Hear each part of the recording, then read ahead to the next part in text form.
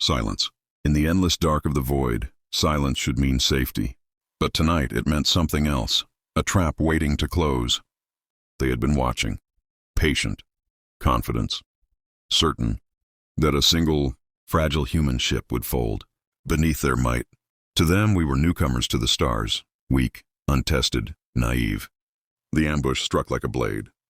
Metal screamed. Fire tore through the black. Alarms shrieked.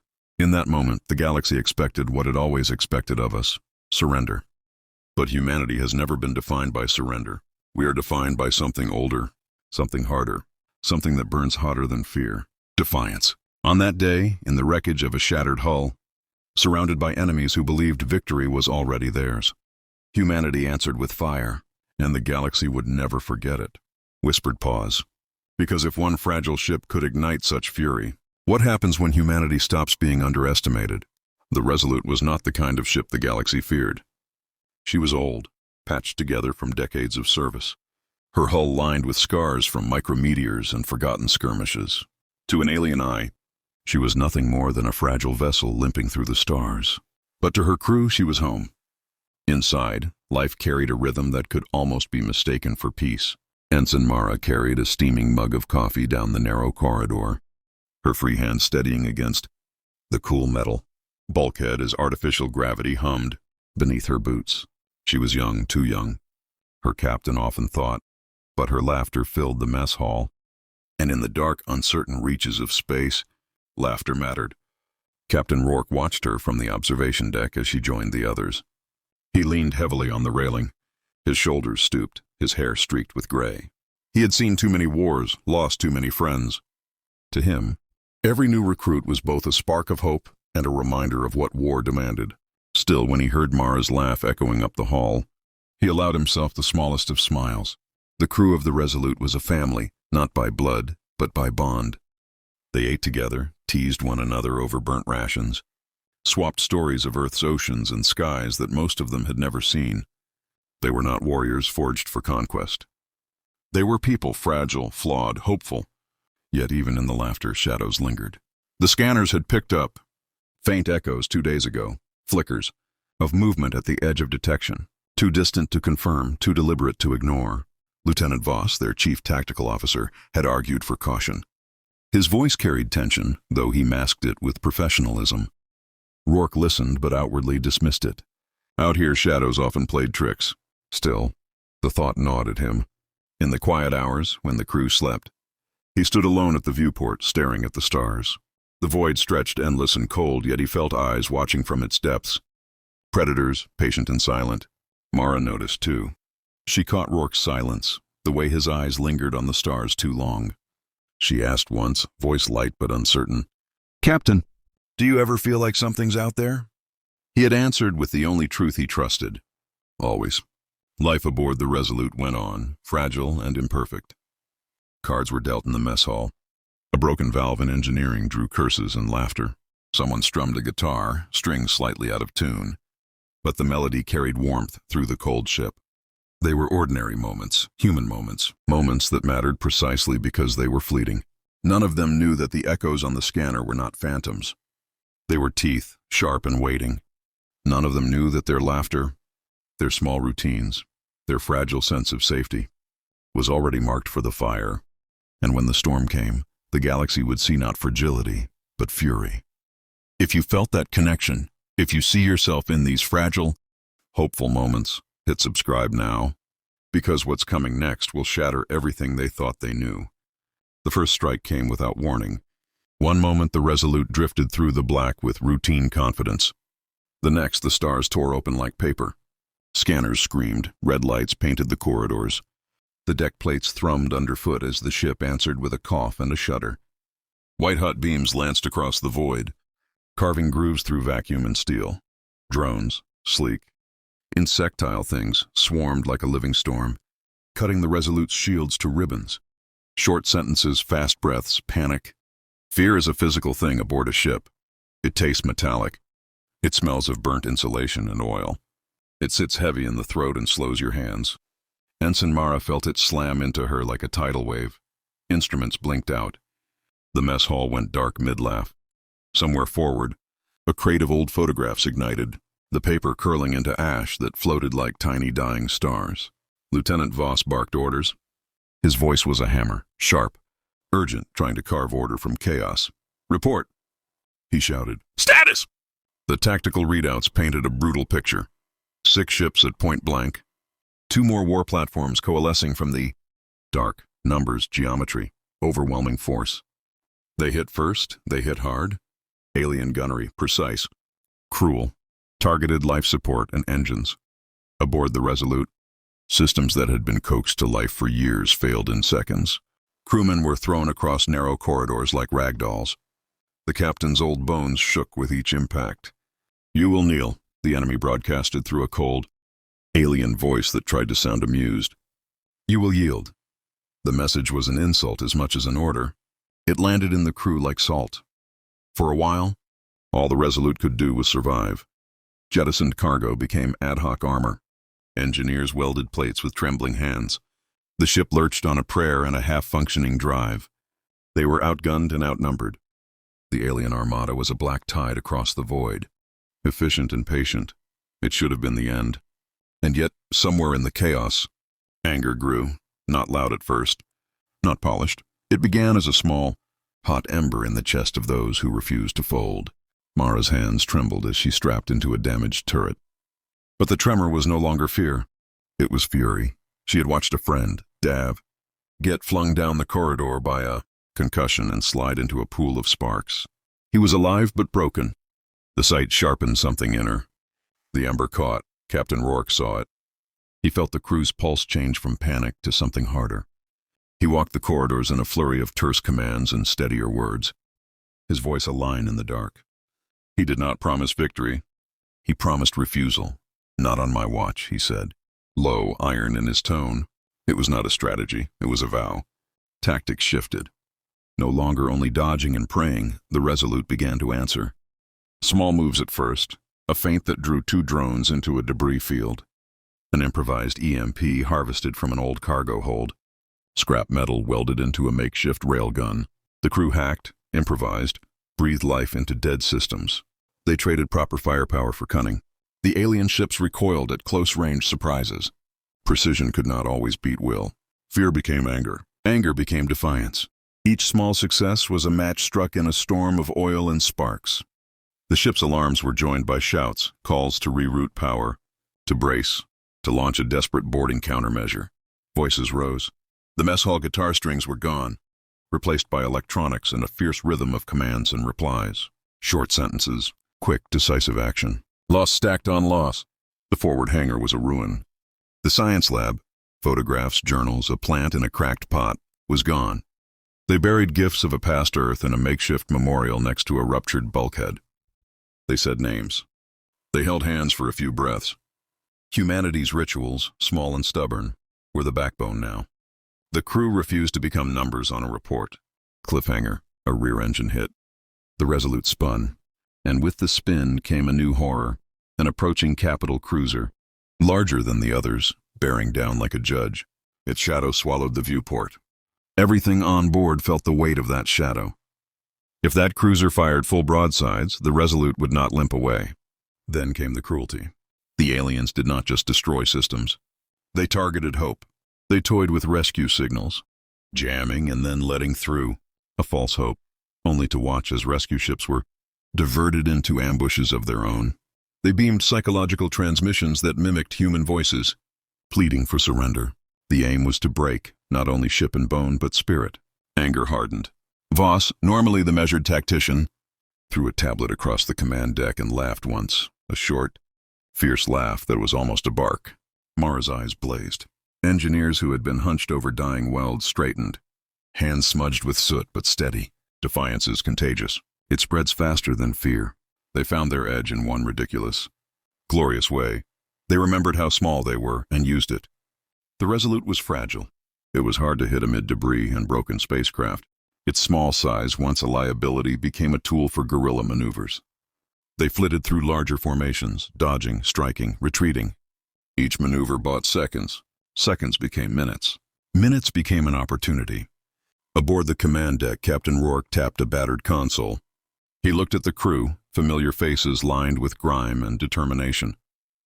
He spoke then, not the short, clipped orders of a man trying to survive, but longer, slower sentences that landed like stones. He spoke of home, of small things, the taste of rain, the feel of wind on a face, the sound of a child's laugh. He spoke of all the reasons surrender was impossible. The speech was not meant to win the battle. It was meant to ensure the heart of the crew did not break. And when we strike, he said, rising in his voice now, we will do it for every small thing they thought worthless. Cliffhanger, they had a plan. A desperate, impossible plan.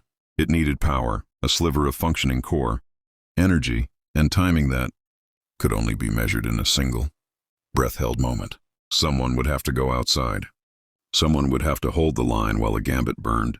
Mara volunteered without announcing it. She simply moved. She did not look for permission.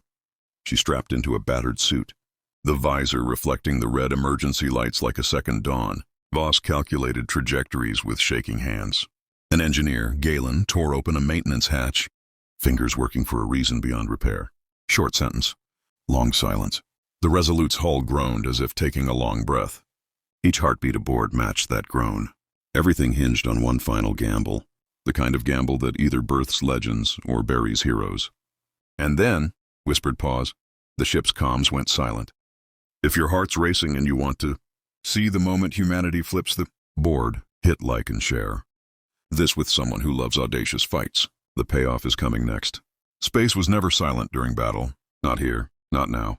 The Resolute groaned like a wounded beast, alarms howling in broken harmony. Sparks fell from open conduits. The air smelled of ozone and blood. The alien cruiser loomed ahead, its cannons glowing, its silhouette blotting out starlight. The enemy believed the fight was already over. To them, the fragile human ship was a corpse still twitching. They waited to watch the surrender, to hear the plea, to see the kneel. But no plea came. Instead, Captain Rourke's voice cut across the intercom. Steady, iron. They think this is our grave. Let's make it their funeral. The desperate plan was simple, brutal, and nearly impossible. Funnel every shred of surviving power into a focused overload, turning the Resolute itself into a weapon, a suicide play. Unless the timing was perfect. If they struck too soon, nothing but fireworks. Too late, and there would be no one left to strike. Every soul on board knew the risk, and yet no one hesitated. Engineers strapped in. Gunners steadied ruined turrets.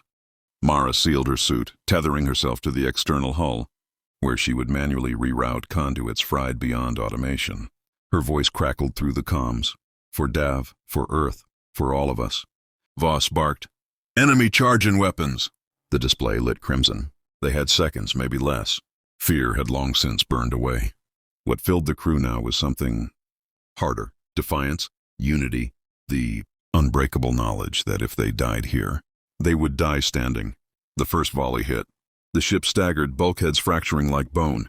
Mara clung to the hull, plasma arcing meters away. Heat seared her suit, alarms screaming in her helmet. She slammed a conduit into place, felt the burn as her gloves melted against steel. She screamed, but the circuit closed. Energy surged. Lights flickered back to life. Inside, Rourke gripped the console, blood running from a cut across his brow. "Now!" he roared. The Resolute roared back, energy built in her core, a glow too bright, too wild. Alarm screamed overload, countdown to detonation. But the ship held. For a heartbeat, for one impossible instant, humanity's frail vessel became something else, something vast, radiant, furious. Then it struck. A beam tore across the void, not precision but wrath incarnate.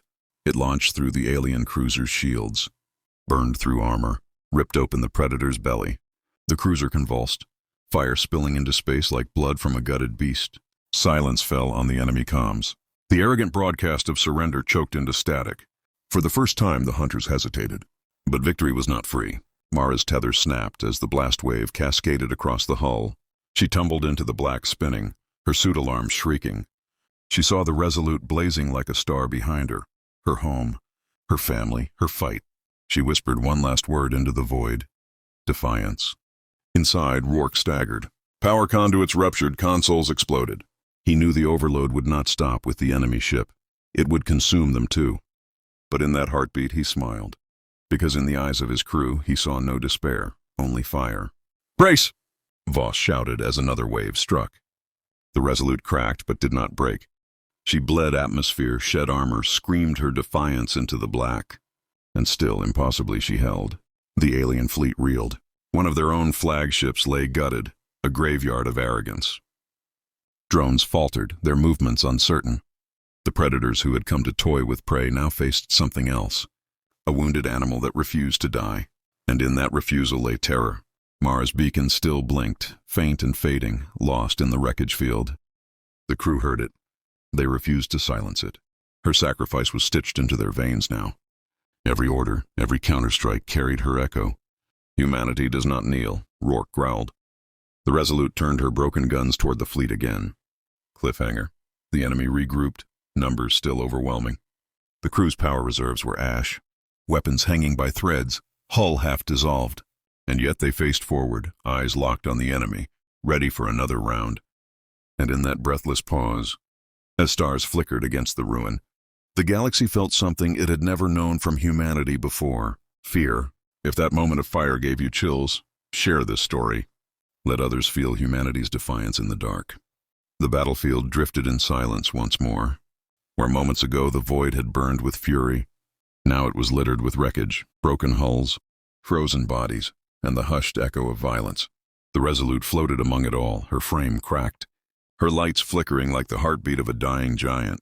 She should have been gone. By every calculation, every probability, she should have been dust. And yet, she endured. Inside, survivors staggered through smoke-filled corridors. Cuts and burns marked their faces. Their voices were hoarse from shouting, from breathing recycled smoke. But they still moved, still fought to keep the ship alive. Lieutenant Voss leaned against a sparking console, blood soaking his uniform. But his hands did not stop guiding what crew remained. Engineers patched with tape and prayer. Medics worked by the glow of emergency lanterns. Every breath was painful, but every breath was also a victory. Captain Rourke stood on the bridge, his body heavy with exhaustion, his soul heavier still. On his display, the alien flagship lay gutted, fire consuming its twisted remains. Around it, the fleet hesitated. Some retreated into the dark, others simply froze. Predators caught in the shock of their own blood. They had expected surrender. Instead, they found defiance. Instead, they found humanity. The cost was steep. Too many bunks would stay empty. Too many names would never answer roll calls again. And Mara's beacon, once a steady pulse of courage, had gone silent. Her sacrifice, one bright spark against the void, was etched into every survivor's memory. They did not speak her name aloud. They carried it quietly, like a flame that must never be allowed to go out. The galaxy would hear of this. Word spreads fast in the dark. Somewhere, frightened worlds would whisper the story, how one fragile human ship, outnumbered and outgunned, had burned a predator's pride to ash, and somewhere else empires would take note. They would learn what it meant to push humanity against a wall. No longer would Earth's children be dismissed as naive dreamers wandering the stars. The galaxy now knows. When humanity is threatened, when pressed to its knees, it rises. It burns, it endures. Rourke closed his eyes for a moment, letting the silence settle. He thought of Earth, oceans, skies, fields. He thought of the families who would never see their sons and daughters again. He thought of Mara's last word whispered into the calm. Defiance. When he opened his eyes, the stars were still there, distant, cold, waiting. But they did not feel as overwhelming as before. Not anymore, because humanity had proven something in this battle. Not just to the enemy, not just to the galaxy, but to itself. Fragile? Yes. Breakable? Always. But unyielding, irrepressible, eternal in defiance. And so, with one final breath, Captain Rourke gave the only order left to give. Log this day, record it. Let it be known. The surviving crew straightened, listening. Their tired eyes glowed with something stronger than fire. Rourke's voice carried into the black. They thought the ambush would end us. Instead, it awakened us. If that ending gave you goosebumps, don't forget to like, subscribe, and share so more people can feel the fire of humanity's defiance.